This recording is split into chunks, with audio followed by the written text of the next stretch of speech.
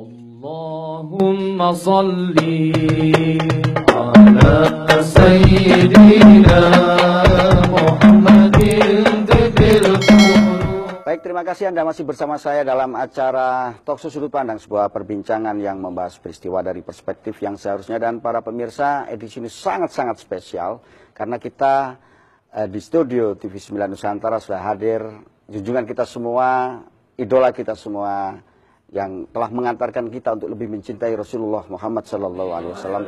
Beliau adalah Habib Syekh bin Abdul Qadir As-Segaf. Ya Habib, tadi antum cerita soal bagaimana berdakwah yang harus benar juga sabar ya Habib ya. Bagaimana tidak sekedar hak tapi juga sabar, dan juga antum sudah jelaskan dan kasih contoh kepada kita semua anak-anak muda. Dan ada figur yang luar biasa tadi antum cerita tadi, Habib Anis Al-Habsyi. Saya kira pemirsa TV9 juga sangat familiar, cucu dari Habib Ali Sohibul Sindudarar, dan juga paman Habib jadi yang dari Yaman, Habib Abdul Ahmad As-Segaf, dan juga tentu abah Habib ya, ayah Habib yaitu Habib Abdul Qadir As-Segaf. Ya Habib, setelah itu Habib Syekh punya kelompok atau grup kecil yang berupa dari anak-anak muda yang sudah mulai bisa belajar bersolawat itu. Terus bagaimana itu ceritanya? Alhamdulillah. Jadi waktu itu anak-anak itu sudah mulai bisa untuk bersolawat. Kita datang juga tidak diundang ya. Waktu itu ada acara-acara di kampung-kampung, kita menawarkan diri. Misalnya ada khitanan, daripada mereka dangdutan dan hal-hal yang kurang manfaat, kita tawarkan sama mereka, saya punya kelompok ini. Saya bilang tidak usah bingung bayaran. Jadi kita wajibkan kepada orang-orang kita untuk tidak mencari duit di dalam dakwah ini dan tidak berpolitik. Tidak berpolitik. Saya anjurkan semua pengikut Ahbabul Mustafa dan syekher-syekher mania untuk tidak ikut-ikut dalam urusan politik. Ini fatwa Habib ya? Oh, itu harus. Jadi kalau mereka yang ikut politik dan ikut mencari-cari harta di dalam itu, lebih baik jangan ikut-ikut jadi syekher atau jadi Ahbabul Mustafa. Kita memang murni dakwah. Masalah mereka memilih pemimpin-pemimpin mereka, silahkan. Itu wajib hak mereka. Jadi kita kembali waktu itu memang sulit kita dakwah. Bahkan maaf-maaf di rumah saya adakan setiap malam Ahad. Itu anak-anak muda ini saya kumpulkan. Yang tadinya saya kenapa buat acara di rumah saya, karena waktu itu saya pergi dakwah ke kampung, tahu-tahu rumah saya itu dimasuki orang, maaf orang itu mabuk. Ibu saya takut gitu itu.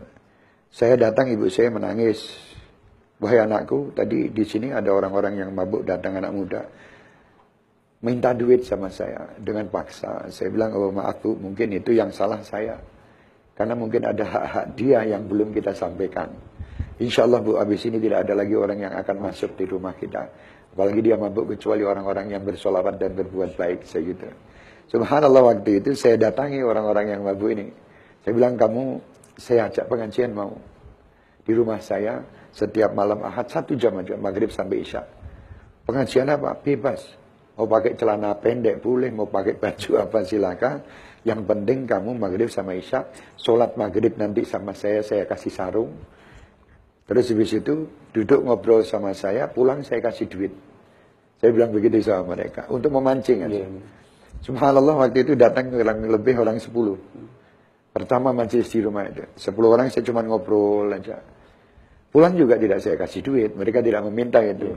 Subhanallah, cuman kadang ada orang yang mungkin memerlukan saat itu, ya kita bantukan sama mereka. Kita bicara cuman permasalahan bahwa Allah itu baik, Allah itu begini, Allah aja. Kita tidak memerintahkan macam-macam. Alhamdulillah mereka 1 jam menjadi orang waras. Saya pun juga waras kan gitu saat itu. Waras 1 jam. 1 jam sudah bagus. Saya bilang habis acara ini Anda mau bermaksiat silakan, bukan urusan saya. Subhanallah, tidak ada yang pulang orang-orang itu. Tadinya mungkin menyangka dianggap saya ini keras ya, dan ini baru dimarahin ya, dengan jenggotnya, dengan ini kan pikirnya wonge gede, jenggotan, muamuan paling kan begitu pikirnya dia. Tapi setelah dia melihat itu kok asik, duduk tambah lagi 15, 20 sampai akhirnya saat ini ya dari awal itu Yang sampai malam sekarang. Ahad Ya itu mulai terbangan itu ke kampung-kampung kita tanpa diundang dan di rumah kita adakan.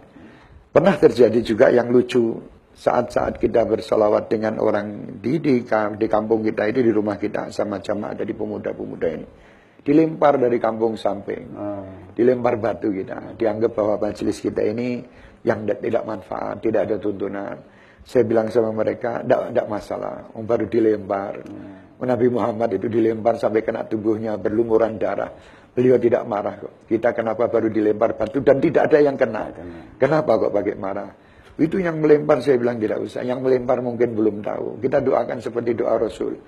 Mereka mungkin orang-orang yang masih, ya berilah hidayah pada kaumku ya Allah. Allahumma hdi qaumi fahum la ya'lamun.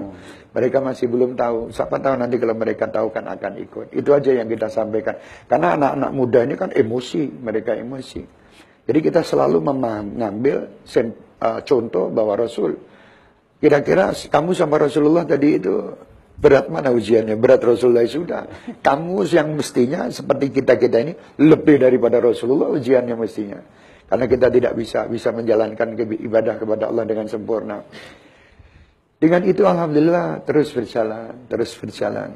Masya Allah, timbullah pertama saya waktu itu sholat di Masjid Riyadh tempat Habib Anis di malam Jumat.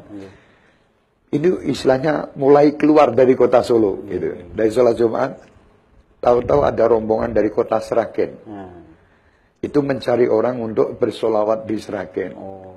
Saya masih sholat sunnah ba'diyatul isya. Ada satu orang yang namanya almarhum juga Bapak Yusuf. Waktu itu kata Bapak Yusuf, kalau kamu memanggil Habib Anis ini sudah tua, kasihan. Kalau kamu mau manggil itu, panggil itu orang yang lagi sholat. Saya juga tidak tahu. Itu istilahnya awal panggilan ini. Biasanya tidak dipanggil, kita masuk ke kampung-kampung. Order. Ya, mulai order sholawat. Akhirnya dia subhanallah datang ke rumah saya, dia tanya gini, saya bilang ayo bismillah. Di situ kita buat sholawat. Keluar kota kita. Alhamdulillah. Di Sragen. Ya, di Sragen. Dan kita tidak punya apa-apa. Kendaraan tidak punya, kita tidak punya. Kita waktu itu pinjam mobil orang. Dan mobil berapa itu, orang begitu waktu pertama? 14 orang. 14 orang. Jadi mobil itu teruntung itu. Yang kecil itu. Mobil putih teruntung apa itu. Kalau di sini cetul itu. Cetul. Itu di situ di belakang saya isi orang 12. Yang di depan itu saya berdua sama supir. Jadi 3 orang. Susuan begini. Subhanallah. Itu perjalanan. Perjalanan. Tapi dengan semangat Rasulullah. Saya pokoknya di situ niat saya pertama. Dan kita niatkan kepada anak muda. Ayo kita buat gembira Rasulullah. Jangan sampai Rasulullah sedih dengan amal-amal kita. Walaupun kita belum bisa menggembirakan secara sempurna. Tapi amal yang kecil ini insya Allah bisa menggembirakan Rasulullah. Dan orang-orang tua yang telah mendahului kita. Jalan di situ. Mulai setelah itu orang mulai tertarik, tambah banyak. Kita buat selapanan di Sragen yang namanya mengikuti dengan nama selapanan NU. Lailatul Istima. Oh, Lailatul Istima. Ya, itu kan ada Lailatul Istima. Kita pakai itu Lailatul Istima setiap malam Sabtu selapan sekali. Malam Minggu selapan sekali. Kenapa saya buat malam Minggu? Karena malam Minggu itu biasanya Masya Allah orang-orang pada keluar ya pesta-pesta yang tidak manfaat. Jadi kita ajak sholawatan aja di situ. Supaya mereka-mereka itu gembira tapi manfaat. Jadi memang sejak awal konsepnya adalah sholawat ini adalah tempat untuk bisa mengisi waktu gitu ya. Daripada hal yang tidak bermanfaat atau maksiat. Termasuk saya sendiri. Saya kalau tidak sholawatan mungkin saya nganggur nonton TV kan gitu. Bukan TV 9, kalau TV 9 bagus. Nganggur-nganggurnya orang nonton TV 9 termasuk di situ dia juga thalabul ilmi. Thalabul ilmi dan sholawat istilahnya seperti itu. Dan TV-TV mungkin ada TV-TV dakwah yang lain juga. Jadi subhanallah itu berjalan. Selapanan minggu ya. Ya, minggu apa tidak tahu itu waktu itu saya lupa malam minggu itu. Saya kasih nama Lailatul Istima. Lailatul Istima. Belum ada nama Ahbabul Mustafa waktu itu. Saya lihat orang tambah banyak. Lalu ada rombongan dari Kudus datang. Habib Muhammad Al-Kaf waktu itu. Mengajak saya untuk pergi ke Kudus. Saya bilang, ayo bismillah. Dibuat selapanan pula di Kudus. Dalam tempo yang tidak begitu lama, ini umat Masya Allah. Sebetulnya yang Masya Allah itu umat ini. Bukan saya. Saya tidak ada apa-apanya. Umat ini kok, isinya kok gelemelu. Ya kalau dia tidak mau kan tidak ada apa-apa. Saya tidak ada apa-apanya. Berarti yang baik ini umat telinga-telinga mereka mendengar sholawat itu gembira. Jadi subhanallah majelis Habib saya itu sebetulnya majelisnya umat ini. Habib saya cuma sebagai istilahnya seperti jenengan lah. Sebagai acak-acak. Nah yang dijak adalah manut kabeh. Lah itulah yang manut ini yang luar biasa. Apalagi yang ngajak. Yang ngajak belum tentu baik. Yang diajak itu lebih baik. Sebab yang ngajak itu maaf-maaf sekarang ini. Kalau orang itu disambut misalnya. Lah yang diajak ini naik kol Albrondolu ini tadi. Mereka berdiri ini dengan bayar urunan. Mereka mau datang kalau ada orang baik kan tidak mungkin. Al-Gandolu. Nah, gandul kadang Masya Allah. Nah itulah, itu terus ke Kudus. Dari Kudus terus pergi ke Jepara. Dari Jepara terus pergi terus. Ini berkembang begitu. Memang gendala-gendala kita banyak. Apakah waktu itu belum banyak jamaah hadir? Sudah. Sebetulnya jamaah hadir, jamaah sholawat itu sudah banyak. Cuman istilah Jawa nih mungkin begini. Nah ngeke wong turu. Istilah aja. Saya punya pikiran begitu. Ayo tak gugaya tangi bismillah. Alhamdulillah tangi kabeh. Jadi jamaah itu tidak untuk diri kita tetapi untuk ngajak masyarakat. Ngajak masyarakat semua. Yang mungkin secara ini masih belum terlalu senang sholawat gitu ya. Mungkin diajak semua. Tadinya tidak ada yang senang. Tadinya sebagian. Tapi kalau yang di daerah pesisir mereka sudah luar biasa. Sudah akrab lah ya. Daerah Jawa Timur. Maaf sampai saya mengatakan ya Allah mudah-mudahan Solo itu bisa seperti Jawa Timur. Oh gitu ya. Saya sempat seperti itu. Alhamdulillah. Solo itu bisa seperti Jawa Timur. Tapi subhanallah sekarang Jawa Timur kalah sama Solo.